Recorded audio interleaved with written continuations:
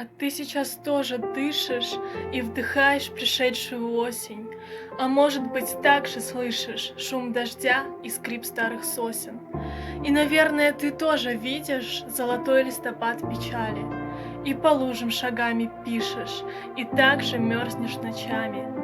И сквозь мигом опавшие листья ты прочтешь о моем одиночестве. Ты умеешь читать мои мысли, даже если того и не хочется. Ты умеешь увидеть осень совсем не так, как другие. А мелодию старых сосен я, наверное,